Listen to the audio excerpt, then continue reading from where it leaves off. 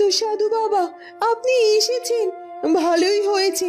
তখন তো আমাকে পুরোটা না বলেই চলে গেলেন। এখন অন্তত আমাকে সবকিছু জানিয়ে যান। সবকিছু তুই নিজেই জানতে পারবি, তবে তার আগে তোকে কিছু কাজ করতে হবে, আর আমার বিশ্বাস তুই সেটা পারবি। সর্বনাশ, সর্বনাশ হয়ে গেছে। এ কি তান্ত্রিক বাবা, হঠাৎ করে আপনি আমার ধ্যান ভঙ্গ করলেন, আর এভাবে সর্বনাশ সর্বনাশ বলে চিৎকার কেন করছেন? কি হয়েছে? কি কোথায় কি সর্বনাশ হয়েছে বলুন তো? আমার কিচ্ছুটি ভালো লাগছে না। এই রাজপ্রাসাদে থাকতে আমার ইচ্ছেও করছে না। কিন্তু দিদিমা তো কোনোভাবে আমাকে যেতে দিল না। রাজকুমারও আমাকে এখানে রেখে চলে গেল, বলল 2-1 দিনের মধ্যেই সে ফিরে আসবে। কিন্তু এই 2-1 দিন সময় তো আমার কিছুতেই পার হচ্ছে না। প্রতাপ, তুমি এখানে কেন এসেছো? যাও, তুমি তোমার কক্ষে যাও, আমি কুমকুমের সাথে কথা বলছি। না না দিদিমা, ওর নাম কুমকুম নয়, ওর নাম ফুলকুমারী। না না প্রতাপ, তুমি ভুল শুনেছ। তুমি তোমার কক্ষে যাও, আমি তোমাকে পরে সবটা বুঝিয়ে বলবো, কেমন? দিদিমা, তুমি কি আড়াল করতে চাইছো আমার কাছ থেকে? আমি সবটা জেনে গিয়েছি। ও আমার বন্ধু প্রতাপের স্ত্রী ফুলকুমারী, যাকে খোঁজার জন্য প্রতাপ আমাদের রাজ্যে এসেছিল। যাক, অবশেষে রাজকুমার প্রতাপ এই সব কিছু জানতে পেরেছে, আর আমি তো এটাই চেয়েছিলাম। আর তাছাড়া রাজকুমারের কথা শুনে আমার যতটুকু মনে হচ্ছে, তাতে করে নিশ্চয়ই রাজকুমার প্রতাপ আমার চন্দ্রকুমারের কাছে আমাকে ফিরিয়ে দেবে। তার থেকে কিছুতে আমাকে আলাদা করবে না। এখন বিধাতা, তুমি দেখো সবকিছু যেন ঠিকঠাক থাকে, সবকিছু। ফুলকুমারী, তোমার সাথে আমার কিছু কথা আছে, তুমি আমার কক্ষে এসো। এই কথা বলে রাজকুমার প্রতাপ সেখান থেকে চলে যায়, আর ফুলকুমারীও রাজকুমারের পিছু পিছু যায়। এটা কি হয়ে গেল? এত কষ্ট করে আমি যেটা আড়াল করতে চাইছিলাম সেটা তো আমার প্রতাপ জেনে গেল। আর আর আমি তো প্রতাপের দিদিমা, তাই তো প্রতাপের মুখখানা দেখে আমি ঠিক বুঝতে পেরেছি যে আমার প্রতাপ বড্ড কষ্ট পেয়েছে। ও কিছুতেই ভাবতে পারেনি যে ওর কুমকুমকে ওকে হারাতে হবে। এই তো সবে মাত্র ও নিজের মাকে হারিয়েছে, এখনো আবার এই ব্যাপারেও সত্যিটা জেনে গেল। নিশ্চয় আমার প্রতাপ অনেক বেশি দুঃখ পেয়েছে।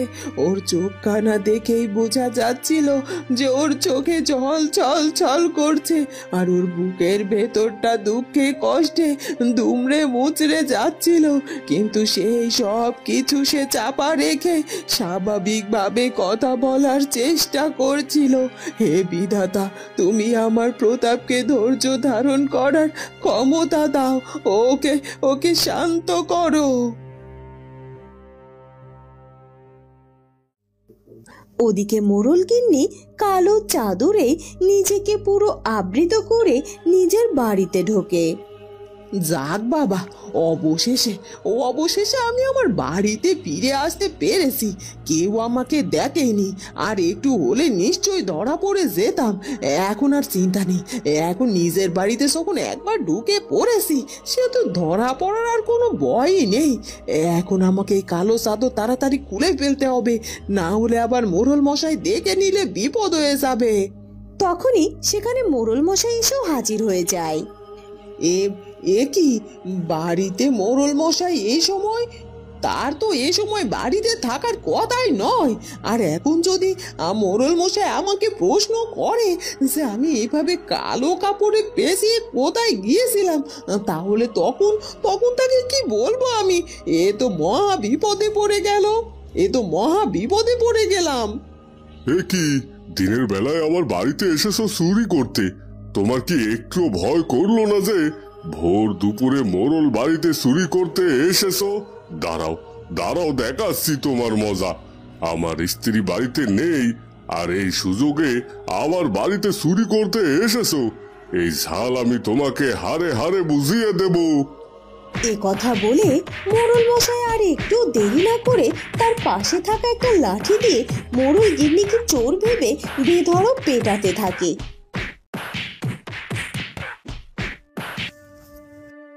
ওদিকে রানী রাজকুমারের কাছে যায় আর গিয়ে দেখে রাজকুমার মন খারাপ করে দাঁড়িয়ে আছে আর তার চোখ দিয়ে অঝরে জল ঝরছে। এ কি রাজকুমার, কি হয়েছে কি বাবা তোমার? তুমি এখানে এভাবে মন খারাপ করে দাঁড়িয়ে আছো কেন? আর তাছাড়া কি দেখছি আমি, তোমার চোখ দিয়ে এমন জল ঝরছে কেন? কি হয়েছে, কি হয়েছে বাবা, বলো আমাকে। না না, কিছুই হয়নি, এমনিতেই চোখে কি যেন একটা পড়েছে, তাই চোখ দিয়ে জল পড়ছে। তুমি এটা নিয়ে চিন্তা করো না। আর তাছাড়া তোমার অসুস্থ শরীর নিয়ে তুমি এভাবে উঠে এসেছো কেন মা? যাও, তোমার কক্ষে যাও, বিশ্রাম নাও। না না বাবা, তুমি যাই বলো না কেন, আমি তো তোমার মা। তোমার মুখ দেখলে আমি বুঝতে পারি যে তুমি কষ্টে আছো না ভালো আছো। আমি জানি বাবা, তুমি নিশ্চয় অনেক কষ্টে আছো। কি হয়েছে কি? আর ফুলকুমারীকে কেনই বা তুমি ওই রাজ্য থেকে নিয়ে আসোনি? ওকে কেন ওখানে রেখে এসেছো বলো আমাকে, সবকিছু খুলে বলো। আর তাছাড়া আমি বারবার খেয়াল করে দেখেছি তুমি সবসময় কেমন যেন মন মরা হয়ে থাকো আর আড়ালে লুকিয়ে লুকিয়ে চোখে জল ফেলো। এখন মাকে যদি সবকিছু না বলো তাহলে কিভাবে হবে বলো? আমাকে তুমি সবটা খুলে বলো রাজকুমার। বলছি না, সবকিছু খুলে বলেছি। আসলে অনেক বড় ঝামেলা হয়ে গেছে, অনেক বড় ভুল বোঝাবুঝি হয়ে গেছে। এখানে কি করব কিছুই বুঝতে পারছি না। এরপর রাজকুমার সব কথা তার মায়ের কাছে খুলে বলে। বউ, শুনেছো, একটা দুঃখের খবর আছে। দুঃখের খবর আছে মানে? কি হয়েছে বলো আমাকে। আমার মেয়েটাকে হারিয়ে এমনিতেই দুঃখে রয়েছি আমি, তারপর আবার কি নতুন দুঃখের খবর নিয়ে এসেছো শুনি। আসলে বউ, আমাদের রূপার মতো শিবাকেও নাকি খুঁজে পাওয়া যাচ্ছে না গো। কি কি বলছো কি গো? সীমাকেও খুঁজে পাওয়া যাচ্ছে না? কিন্তু কোথায় গিয়েছে সীমা? কোথায় গিয়েছে সীমা সেসব বিষয়ে কিছু জানি না গো। শুনলাম কাল সারাদিন মেয়েটা বাড়িতে ফেরেনি, সারা রাত পার হয়ে গেছে। আর সকাল থেকে ওর বাবা মা সহ গ্রামের অনেকেই মেয়েটাকে খোঁজাখুঁজি করেছে, কিন্তু কোথাও মেয়েটাকে খুঁজে পাওয়া যায়নি। আমাদের মেয়েটার মতো সীমাও হারিয়ে গিয়েছে। না না না না, এটা এটা কি করে হতে পারে? গ্রাম থেকে হঠাৎ করে এইভাবে বাচ্চা বাচ্চা মেয়েরা হারিয়ে যাচ্ছে কেন, সেটাই তো বুঝতে পারছি না। আমার তো এখন অনেক ভয় করছে গো। চলো তো আর দেরি না করে সীমার মার বাড়িতে যাই, আর তার পাশে গিয়ে দাঁড়ানো আমাদের উচিত। নিশ্চয় সীমার মা আমার মতোই মেয়েকে হারিয়ে পাগল পাড়া হয়ে গেছে গো। হ্যাঁ হ্যাঁ বউ, চলো চলো, তাড়াতাড়ি চলো। সেই কতটা সময় হলো রাজকুমার আমাকে তার কক্ষে নিয়ে এসেছে আর এইভাবে দাঁড় করিয়ে রেখেছে, আর নিজে ওভাবে চুপচাপ দাঁড়িয়ে আছে। কি ভাবছে কি উনি, কিচ্ছু তো বুঝতে পারছি না। আর আমার সাথে তো কোনো কথাও বলছে না, এইভাবে চুপচাপ দাঁড়িয়ে আছে। কিন্তু এভাবে চুপচাপ থাকার কোনো মানে হয় নাকি?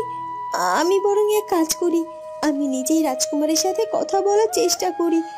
এ কি রাজকুমার, আপনি আমাকে আপনার কক্ষে নিয়ে এলেন আর এখানে এভাবে ঠায় দাঁড়িয়ে দাঁড়িয়ে কি ভাবছেন বলো তো?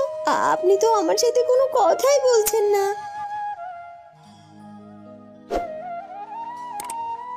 ফুলকুমারী, আমি কি কথা বলবো আমি সেটাই তো বুঝতে পারছি না। আমি কি অন্যায় করেছিলাম, কি আমার অপরাধ ছিল যে আমার সাথে তুমি এমনটা করলে? আমি অপরাধ করেছি মানে?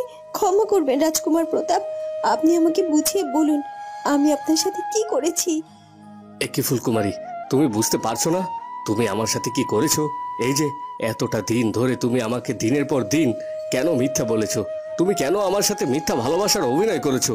কেন তুমি তোমার আসল পরিচয় গোপন রেখেছো? আর তাছাড়া চন্দ্রকুমার তোমাকে চিনে ফেলার পরেও সত্যিটা বলেনি কেন? তার মানে তুমি আর রাজকুমার চন্দ্র ইচ্ছে করে আমাকে কষ্ট দেওয়ার জন্য এটা করেছো? আমি আমি আপনাকে অনেক ভালো মানুষ ভেবেছিলাম, কিন্তু এখন দেখছি আপনার মনটা বড়ই কুৎসিত। আর আপনার জন্য যে এত বড় ত্যাগ করলো তাকে কিনা আপনি দোষারোপ করছেন। তাহলে শুনুন, প্রথমত রাজকুমারের সাথে আমার বিবাহ হওয়ার পর কোনো এক কারণে রানীমা আমাকে মেনে নিতে পারেনি, আর তাই তো তিনি আমাকে বনবাসে পাঠিয়েছিলেন। তারপর আমার মাথায় আঘাত লাগার কারণে আমি আমার অতীতের সব স্মৃতি ভুলে গিয়েছিলাম, এমনকি আমি আমার নামটা পর্যন্ত মনে করতে পারছিলাম না। তারপর মালিনী দিদি, দাদা বাবু আমাকে তাদের কাছে আশ্রয় দিয়েছিল। আপনি তো আমাকে এক দেখাতেই পছন্দ করে ফেলেন। কখনো কি শুনতে চেয়েছেন আমি নিজে আপনাকে কখনো ভালোবাসি কিনা? আপনি আপনার সিদ্ধান্তটা আমার উপর চাপিয়ে দিয়েছিলেন। আর তাছাড়া রাজকুমার প্রতাপ যখন আমাকে চিনতে পারে, আমি তাকে চিনতে না পারাই সে আমার উপর অভিমান করেছিল। তারপর যখন আমাদের মধ্যকার সব ভুল বোঝাবুঝি দূর হয়, তখন আমরা দুজনে আপনাকে সত্যিটা বলতেই যাচ্ছিলাম। কিন্তু আপনার মায়ের মৃত্যুর কারণে আপনি শোকাহত হয়েছিলেন, তাই তখন আপনাকে সব সত্যটা বলে রাজকুমার আপনাকে কষ্ট দিতে চায়নি, তাই তো নিজের স্ত্রীর পরিচয় পর্যন্ত আপনার কাছে দিতে পারেনি। কিন্তু তাই বলে একটা মিথ্যা দিয়ে আমাকে সান্ত্বনা দেওয়ার চেষ্টা করছিলে তোমরা। আমাকে সব সত্যিটা বলা তোমাদের অবশ্যই উচিত ছিল। হ্যাঁ হ্যাঁ, উচিত ছিল দেখে আমরা সিদ্ধান্ত নিয়েছিলাম আপনাকে সব সত্যিটা খুলে বলবো। আর আপনার কাছে আমরা যাওয়ার জন্য রওনাও দিয়েছিলাম, কিন্তু আপনার দিদিমা রাজকুমার কাছে এসে তাকে অনুরোধ করে যেন সে কোনোভাবেই সত্যিটা আপনাকে না জানায়। আর তাই তো রাজকুমার চন্দ্রকুমার আমাকে এই রাজ্যে ফেলে রেখে সে নিজের রাজ্যে চলে গেছে।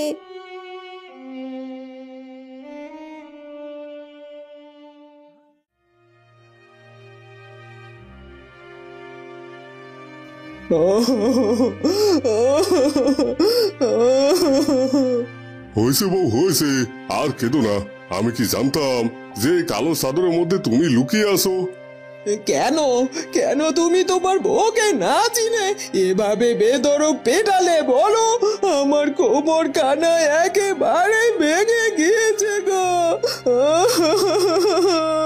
আর পিঠের চামড়া পর্যন্ত তোমার ওই লাঠিটার সাথে উঠে উঠে এসেছে। ও আমি যে আর সহ্য করতে পারছি না গো, নিজের স্ত্রীকে কেউ এভাবে পেটায়। আহা, তোমাকে কত করে বলবো, যেভাবে কালো চাদরে মুখ লুকিয়েছিলে দেখে আমি তোমাকে চিনতে পারিনি। কিন্তু আমাকে তুমি এটা বলো তো, তুমি ওভাবে কালো চাদরে মুখ পেঁচিয়ে কোথা থেকে আসছিলে? এখন আমি কি করে বলি মোড়ল মশাইকে? মোড়ল মশাই যদি সবটা জেনে যায় তাহলে তো আমাকে এখনই বাড়ি থেকে বের করে দেবে। তখন আমি কি করব? না না না না না, কিছুতেই সত্যিটা বলা যাবে না। কি হলো কি? চুপ করে আছো কেন? বলো বলো, কোথায় গিয়েছিলে? আসলে কোথাও না, আসলে হয়েছে কি, শরীরটা বড্ড খারাপ লাগছিল গো। কেমন যেন শরীরের মধ্যে শীত করছিল, মনে হচ্ছিল শরীরে হয়তো বা জ্বর আসছে। তাই তো এই কালো চাদরে শরীর পেশি একটু হাঁটাহাঁটি করছিলাম, এই আর কি। আর তুমি কি না আমাকে চোর ভেবে বেদরক পেটালে।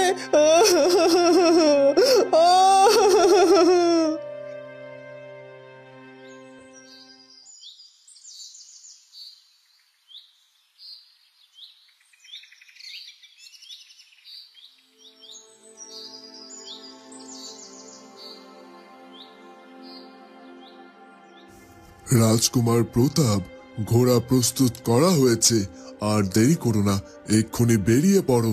গিয়ে এই রাজপ্রাসাদের রাজবধূকে আমার রাজ্যে ফিরিয়ে আনো। আমি চাই না আমার রাজ্যের রাজবধূ অন্য কোনো রাজ্যে থাকুক।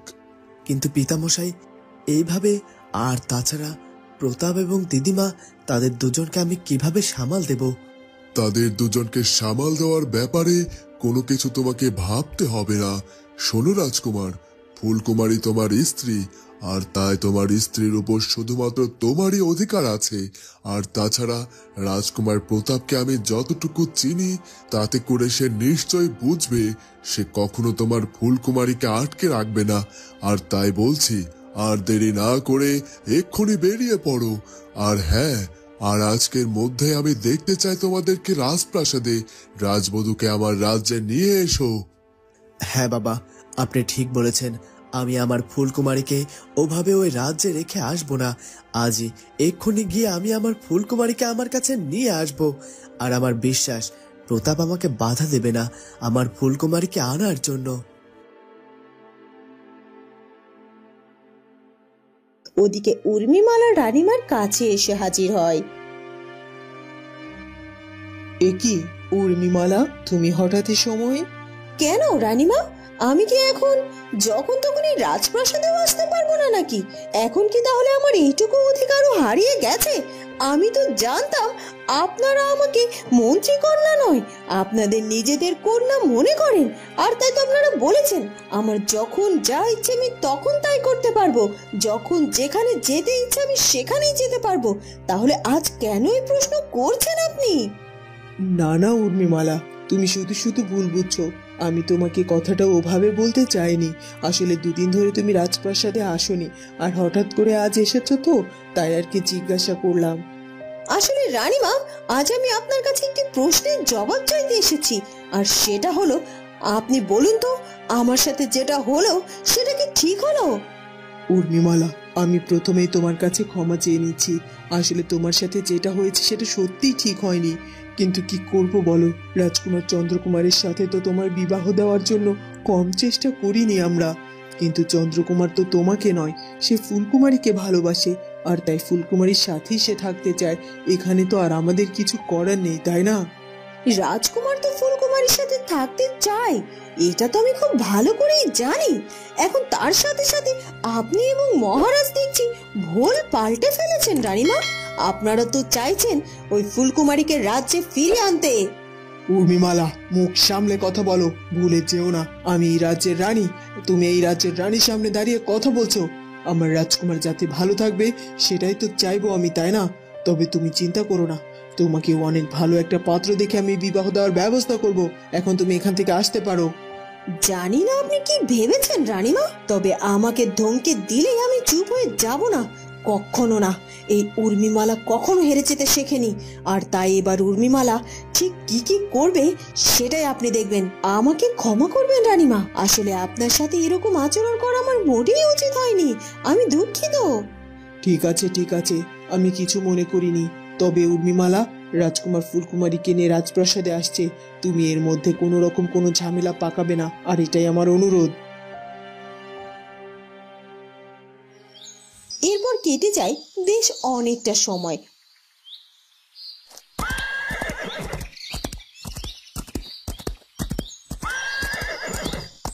ওদিকে রাজকুমার চন্দ্রকুমার খুব তাড়াতাড়ি রাজকুমার প্রতাপের রাজ্যে এসে হাজির হয়।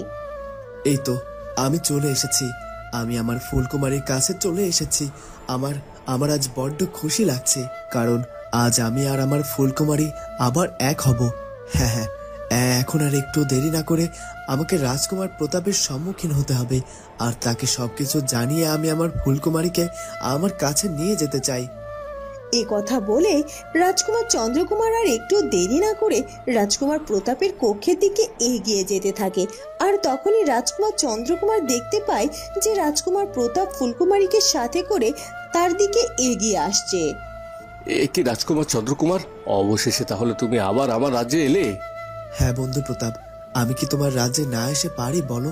কারণ এখানে যে আমার স্ত্রী রয়েছে, আর আমি ওকে নিয়ে যেতে এসেছি। তাই নাকি? তুমি তোমার ফুলকুমারীকে নিয়ে যেতে এসেছো, কিন্তু রাজকুমার চন্দ্রকুমার, তুমি তখন তাহলে কেন তোমার স্ত্রীকে ফেলে একা একা নিজের রাজ্যে ফিরে গিয়েছিলে? তুমি আমার কাছে বড্ড মহান হতে চেয়েছিলে, তাই তো, যে তোমার নিজের বন্ধুর সুখের কথা ভেবে নিজের স্ত্রীকে তার কাছে রেখে গিয়েছিলে। রাজকুমার প্রতাপ, তার মানে তুমি সবকিছু জেনে গেছো? তুমি এটা জেনে গিয়েছো যে ফুলকুমারী আমার স্ত্রী? তুমি কি ভেবেছিলে তোমার বন্ধু অনেক স্বার্থপর, তাই তো সে তোমার কাছ থেকে তোমার স্ত্রীকে কেড়ে নেবে? কিন্তু না চন্দ্রকুমার, তোমার বন্ধু, তুমি এতদিনও আমাকে চিনতে পারোনি। আমি তোমার ভালোবাসার মানুষকে নিয়ে কি করে সুখে থাকতে পারি? আমি তো মনে প্রাণে চেয়েছিলাম তুমি তোমার স্ত্রীকে খুঁজে পাও, কিন্তু তুমি কেন তখন আমার কাছে সব সত্যিটা খুলে বলনি? তোমাকে এত কষ্ট পেতে হতো না, আর ফুলকুমারীকেও এত কষ্ট পেতে হতো না। এইসব তুমি কি বলছো কি প্রতাপ? হ্যাঁ হ্যাঁ, আমি ঠিকই বলেছি। আমি কখনোই তোমার সুখ কেড়ে নিতে পারি না, তাই বলছি তুমি তোমার ভালোবাসার মানুষকে, তোমার স্ত্রীকে সসম্মানে তোমার রাজ্যে নিয়ে যেতে পারো, আমি কোনো বাধা দেব না। ফুলকুমারী যাও, তোমার রাজকুমার তোমাকে নিতে এসেছে, তুমি তোমার রাজকুমারীর কাছে ফিরে যাও, আর তোমাদের এক হতে কোনো বাধা নেই। সত্যি প্রতাপ, তুমি সত্যি আমার অনেক ভালো বন্ধু। ফুলকুমারী, ওদিকে বাবা মা তোমার জন্য অপেক্ষা করছে। চলো, আমরা আর একটু দেরি না করে আমরা এক্ষুনি আমাদের রাজ্যের উদ্দেশ্যে বেরিয়ে পড়ি। এরপর রাজকুমার চন্দ্রকুমার আর একটুও দেরি না করে ফুলকুমারীকে সাথে নিয়ে রওনা দেয় তাদের রাজপ্রাসাদে যাওয়ার উদ্দেশ্যে। বন্ধুরা, কি হতে চলেছে এরপর সেটা জানবো আমরা ফুলকুমারী গল্পের পরবর্তী পর্বে। আর আমাদের আজকের পর্বটি ভালো লাগলে অবশ্যই আমাদের চ্যানেলটিকে সাবস্ক্রাইব করে দিও। দেখা হবে নতুন পর্বে। ধন্যবাদ।